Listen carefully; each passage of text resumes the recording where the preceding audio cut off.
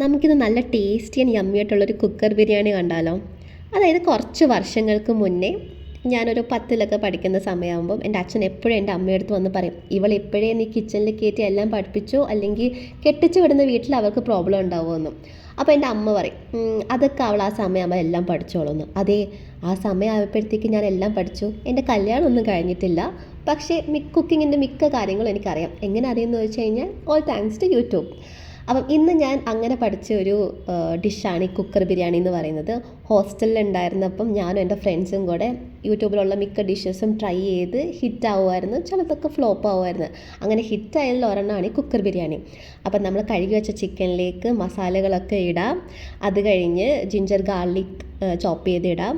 പിന്നെ കുറച്ച് പച്ചമുളക് ഇടാം. ഇതെല്ലാം നന്നായിട്ടൊന്ന് മിക്സ് ചെയ്തിട്ട് നമ്മൾ കുറച്ച് ഉപ്പ് ആഡ് ചെയ്യണം. ഉപ്പ് ആഡ് ചെയ്യുമ്പോൾ നമ്മൾ സൂക്ഷിക്കേണ്ടതെന്ന് വെച്ച് കഴിഞ്ഞാൽ ആദ്യം കുറച്ച് ഉപ്പ് ആഡ് ചെയ്യുള്ളൂ, പിന്നെ നമുക്ക് ആവശ്യമുണ്ടെങ്കിൽ കൂടുതൽ വേണമെങ്കിൽ അങ്ങനെ ആഡ് ചെയ്യാം. അങ്ങനെ ഈ ഉപ്പ് ആഡ് ചെയ്തതിന് ശേഷം നമുക്ക് കുറച്ച് തിന്നായിട്ട് സ്ലൈസ് ചെയ്ത് വെച്ചിരിക്കുന്ന സവാള എല്ലാം ചേർക്കാം. ഈ സവാളയും ഈ ചിക്കനെല്ലാം കൂടെ മിക്സ് ചെയ്തിട്ട് നമ്മൾ കുക്കറിൽ വെള്ളമൊന്നും ചേർക്കാണ്ട് ഒരു വിസിലടിക്കണം. അത് കഴിഞ്ഞ് ഒരൊറ്റ വിസിൽ കഴിഞ്ഞ് എടുക്കുമ്പോഴത്തേക്കും നമ്മൾ ആ ചിക്കനിലേക്ക് റൈസ് ഇടാം.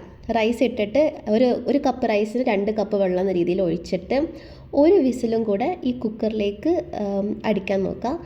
ആ ഒരു വിസിലിന് ശേഷം നമ്മൾ തുറക്കുമ്പോഴത്തേക്കും നമ്മുടെ അടിപൊളി ചിക്കൻ ബിരിയാണി റെഡി ആയിട്ടുണ്ടാവും. ഞാൻ കഴിച്ചു, സൂപ്പർ ടേസ്റ്റ് ആയിരുന്നു. എൻ്റെ ഫ്രണ്ട്സിനും കൊടുത്തു.